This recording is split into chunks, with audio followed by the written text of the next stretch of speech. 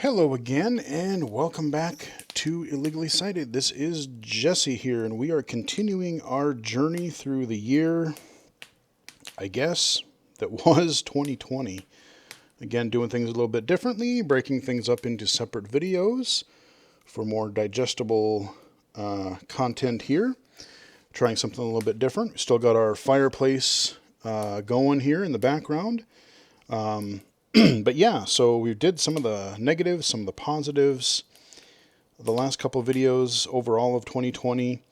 Now we're going to chat a little bit about some of the events and happenings and launches and all that kind of stuff. So again, there were a lot of things that were still happening this year, but boy, everyone had to scramble and figure out how to do things differently. Because after March, everything got shut down. Everything either had to stop, period, or figure out how to be held virtually. So, March came around. My first major thing was E3. I was really looking forward to, your general E3. At the beginning of the year, I thought, oh, this will be fun because Riley and I will be able to cover it together. Just like we did Game Accessibility Conference last fall, the European one. But that didn't work out. It wouldn't have worked out anyway. But also because there was no E3 this year. So on top of everything else, no E3. So instead, we had this really prolonged and strange summer of gaming. I kind of called it non-E3 2020 on my channel here. And there's a playlist for that. So, there were events like in June, July, August. I think there was one or two in September that I either watched or covered a little bit in some way. So you had separate events from Microsoft, from Sony. Nintendo had their Nintendo Directs. And this was, again, a really weird year for that to happen because, they're like, how are they going to do this? Because we have essentially two next-gen consoles coming out later this year. We got the PS5, we got the Microsoft Series X and S. We didn't even know what they were called until whenever. We didn't even see what the Sony one looked like until, was it July or August? I can't even remember. But, we didn't even know what it was going to look like. And then when we finally did during Sony's presentation, everyone was like, wow, that thing is just weird looking. And it is still weird looking. I've not seen one in person. I've seen, of course, pictures and videos of it, but the thing just looks weird. It's like tall and narrow and like it's got fins on it. And it's weird looking. That's the only thing I can really say. I don't hate it. But it just looks different. It looks unique and weird. And I guess it's supposed to be just super ginormous because of the cooling and stuff that's in that system. So it's ginormous as well. I am really interested in seeing the system, but I'm very interested in trying the dual sense controllers because they have all this haptic feedback and things, and there could be some really neat. I can only imagine like how a developer like Naughty Dog might take some of these custom vibrations and stuff like that into their next title. And even for accessibility, I can only imagine what kind of cool haptic feedback they might be able to do so that the game doesn't have to be as chatty with text-to-speech. Color me very, very interested to see what's going to happen with that. But I just want to play with that thing. I really want to feel some of this controller stuff for myself. I want to play that, what is it called? That Astrobot Playroom thing because everyone's just raving. It's a fun little platformer, but it shows off like all the cool features of the system and the controller. Genuinely interested in that. I genuinely want to see what that's like. But yeah, no E3. We've had a bunch of events. We've had Sony. We've had like Jeff Keighley's series of events. We've had like indie developer showcases. We've had Realms Deep, which was a really cool new thing that they did this year where a bunch of companies got together and we actually had a whole virtual conference, a 2-day event on pretty much just mostly, there's a couple other titles, but mostly exclusively on retro style shooters. And I can't tell you how happy that made me. I'm like, dude, we get more games like Doom and Quake and Duke and yeah. I mean, we're going to talk more about that later this week, but man, like all these retro shooters that are coming out, bring them on because these are my jam, as they say. These are some of my favorite types of games to play. So we had that. And then we had the launch of the E1M, on a related note, E1M1. They launched a Kickstarter and a digital and physical magazine. Again, that is just devoted to these classic shooters. I kickstarted that. I have my first 3 issues. I have some other articles that they've done since then. A few days ago, I literally just got my physical issues, 3 issues of the magazine, and they're really cool looking. I want to look more in. I want to look at those more, but I have them digitally for accessibility. But I can look at the screenshots and stuff in the print edition. And again, I just wanted to kind of have it as a supporter and a collector of that. So yeah, if you like classic style first person shooters, man, they got you covered. There's a lot of stuff coming. I've learned about some things. I joined their Discord channel. So there's some cool stuff. Like I said, I learned about a few things in there. Even done a few videos of some games that I learned about through them, some early access or some demos and stuff like that. Sorry about that. I bumped the microphone. So yeah, all the Summer of Gaming non-E3 events this year. Pretty crazy. Another big event, Game Accessibility Conference, the North American version. Thankfully, last fall they had a trial run and they did stream for the first time the European version, the European show of GAConf last fall, and it was a blast. Riley and I got up at 3 in the morning because we're like that, and we both just wanted to see it. That was a fun day. But yeah, Game Accessibility Conference, they actually streamed it again live this year. The conference was fantastic. There were so many good sessions. The videos, because they were able to stream it, and so they were recorded as well, they were up on the YouTube channel almost right away. So if you missed anything, people could go and watch them. I mean, there were great sessions. You had, obviously, they capped it off with The Last of Us Part 2 session. They had things on Hyperdot and Microsoft, and I can't even remember all the sessions. I actually did a video where I talked about, kind of summarized the GAConf session, so go back and check that out if you're interested. Or just go check out the conference, because the sessions are all there, and they, like I said, it was all very interesting. So, going forward, I would kind of assume that, that the future conferences are going to be streamed and archived like that again. When we are able to meet in person, I would actually love to go in person to a North American version again, because it was fun attending the sessions in person, but I really also enjoyed meeting everyone at the social hour afterward. We basically, after the sessions, we were there from like 6 until maybe 10, 11 o'clock, I think. We had food, we had drinks, there was alcohol, but there was, it was just a lot of people talking and having fun, and it was great. And as this grows every year, like I said, this year, until now, it's been one day. They made it a longer conference this year, which just means there's so much content in it that, you can't just cap it into one anymore. That's awesome. That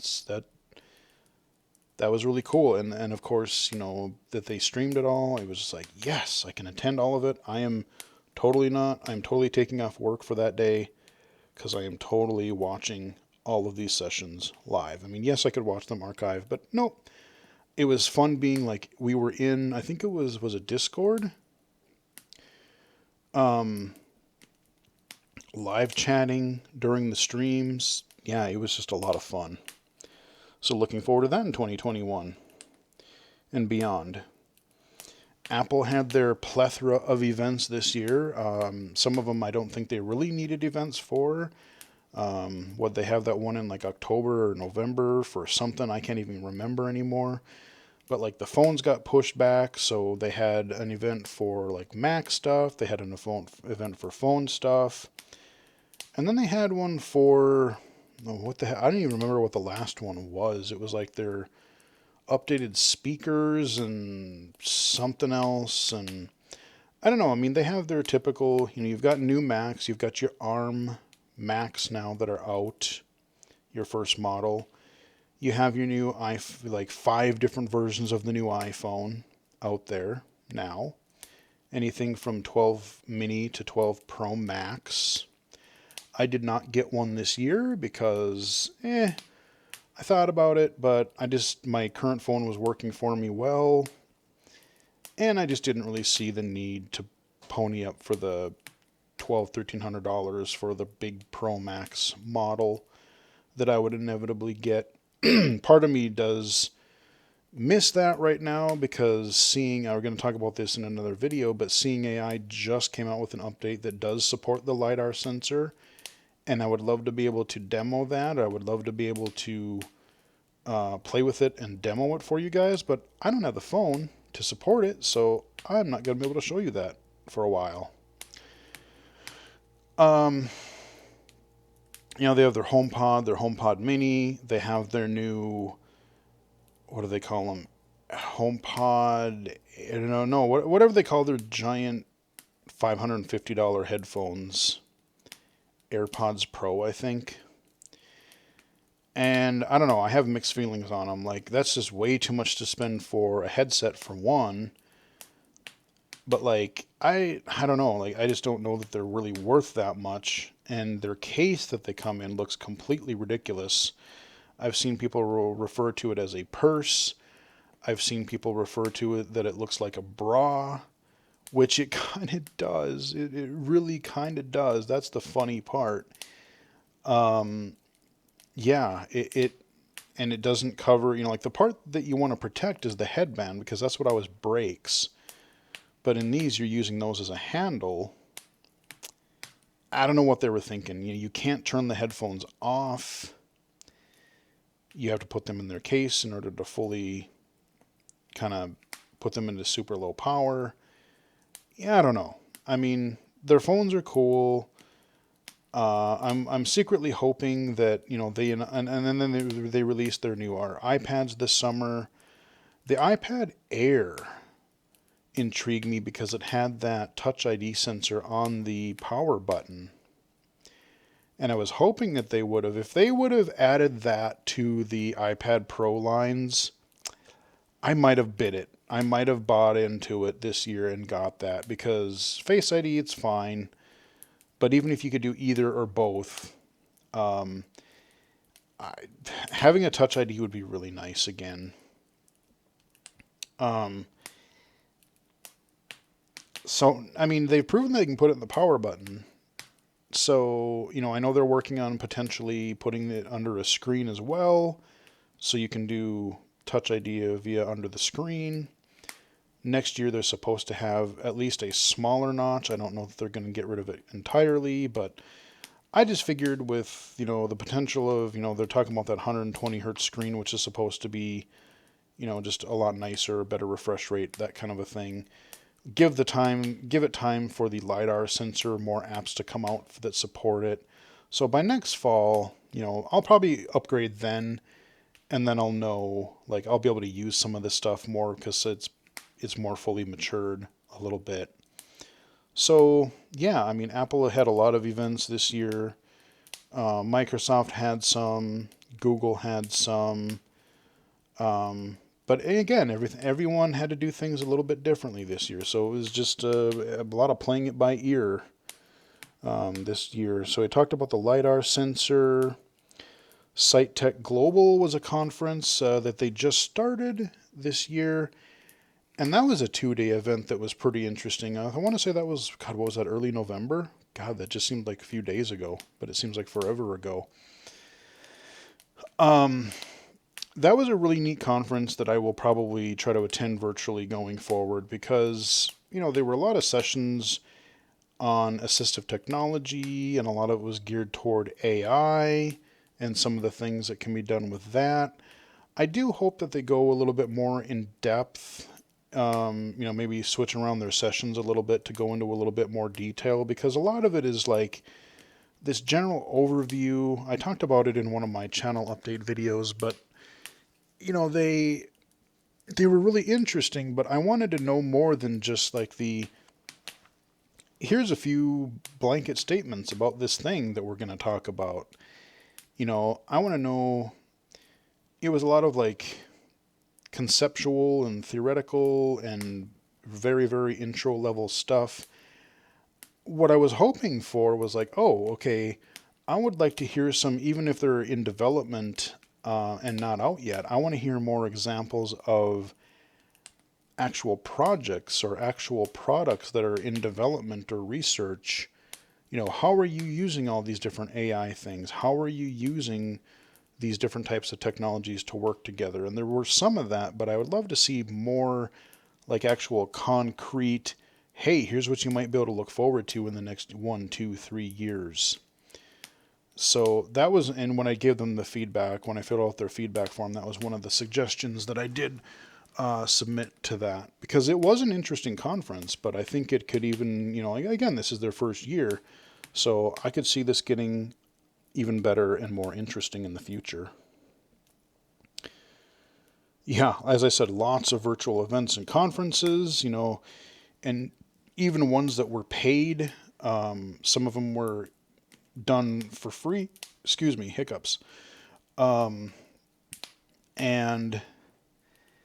I just attended so many virtual conferences this year. I'm like, well, I could do my work from home, but I had a lot more freedom to be like, oh, I want to attend this assistive technology conference or some Zoom sessions. There were a couple, just that were one-off like Zoom webinar type of things on, oh, here's how to, there were some things for students because I work with transition students at work.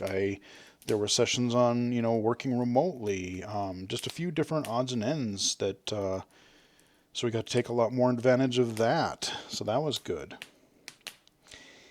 Being on other podcasts, I got to be this summer for a few times, and I might be on another one here pretty soon. Theory of a Blind Man. Shout out to you, buddy. Hey, Whistler. He invited me to be on a few shows, and we talked about technology. We talked about VR. We talked a lot about work. We had a few sessions. We had a few panelists a few times, and we talked about different aspects of working, finding a job, getting a job, discrimination, technology, all these different types of topics, and had some really good conversations. So, just check out the Theory of a Blind Man YouTube channel. And I think it was more around like June-ish, May, June, maybe late May. I'm pretty sure June, maybe some July. I don't remember. But I was on a few episodes there. I don't think I've done Blind Bargains in a while. We did do, and I should have another one coming out here pretty soon. Recorded one, not out yet as I'm recording this, but for Blind Abilities. Chatted with Jeff a little bit, and I'll probably be doing more of those in the future. A4G, we kind of left that off after the whole, like breakup thing. And, like I said, she had to move home. She had to get things situated there. It's not that we're shelving it forever. That's kind of going to be up to her if she wants to bring that back or not.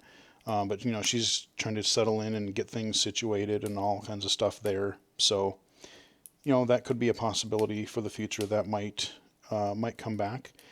And, I'm also, like I said in an earlier video, I'm kind of potentially looking, because I find that I really do like being a part of a podcast. I really do like chatting with people about all kinds of different things, be it blindness, accessibility, technology, games, VR, nerdy stuff in general, whatever, just being able to talk a lot about it, on a lot of that stuff on blind bargains, blind abilities, theory of a blind man. We just talked about all kinds of different topics, and I'm doing all these videos on my channel myself now, which is fun. It's fine.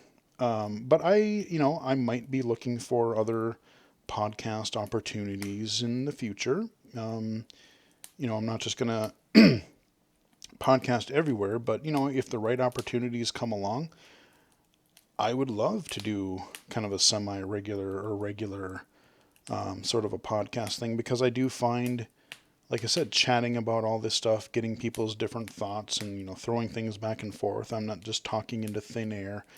I do enjoy that. So, like, as I said in one of the earlier streams not long ago, or one of my earlier videos, I was contemplating cutting back on streaming, and especially if I could find a really good fit for some sort of a regular podcast or something. I would almost think that would be more fun than just streaming by myself. I would still probably stream. But I think that's where, in it, like, I would still definitely keep the YouTube channel up. That's not going anywhere. And I would probably still stream some. But I think in favor of streaming, I think that I would kind of enjoy, and I like being a part of, I liked, again, throwing things back and forth on the A4G podcast. So, I've had a few different experiences now talking with other people, other co-hosts or hosts, and I do enjoy it. So, again, you may not have heard the last of me. Maybe I'll find something cool next year to either, maybe I'll start my own with somebody. Maybe I will find somewhere that I could join in, even be a guest on occasion or co-host or something. I don't know. Who knows? Like I said, I'm always trying new stuff. I'm always keeping busy. So I will keep you guys posted and let you know if anything comes from that. But that's been a fun, all the podcasting and stuff, that's been a fun thing to do this year. Another opportunity, we talked about the review stuff for games earlier, but the Vision Buddy, that company just contacted me out of the blue and said, "Hey, we saw your channel. We like what you're doing. Would you be willing to take a look at a product of ours? And would you be willing to cover it on the channel?" So I was able to do that. I took a look at it. They did ship me a unit to try. I did do a video of it. I did send it back, so no, I didn't get it for free and, to keep it or anything. And I just gave a, kind of a quick, honest review of it. Like I said, I'm not gonna be, there's a lot of YouTubers and streamers now. You got to be careful. I really do value honesty and integrity if you're going to do this stuff, because, I'm not just going to be a PR channel for whatever, like if Ubisoft sends me a game, or if another company sends me a game, or if I get an opportunity to try some piece of hardware. I'm going to still give you guys my honest thoughts, good and bad. Like, there were a lot of things I liked about the Vision Buddy headset, but there were a few things that I think could be and should be improved. And personally, I like the core idea of it, but I don't think that I would really want to get one in its current form. I think once they updated a few things with their transmitter, with their headset as far as like video lag goes, a few other little odds and ends here and there, I could see a version 2 or 3. Maybe that could be something I would be interested in. So, I will definitely tell you both sides, where things are good, where things need improvement, and who I might or might not recommend something for. So, but that was just a really cool thing. Like I said, this year I've had so many people reach out to me out of the blue for things. Microsoft and my early travel session this year, the Game Awards, the Vision Buddy, game reviews, podcast appearances. I'm finally sort of out there enough to where people are like, oh, hey, maybe we should contact this guy. And like again, I'm still the same person I always was. I'm not gonna change. I'm not gonna like, oh, fame got to his head. Now he thinks he's all cool. Like, some people, I think they really get wrapped up in, look at all the cool things I've done. Like even on Twitter and stuff, like I'll see like, oh, look at how cool, look at how important I am. No, I'm doing it because, yes, I enjoy it, and I'm doing it because I want to improve the accessibility of technology and game accessibility. So, XR accessibility. That's why I'm doing it. And, I have fun doing it. I love doing this kind of work.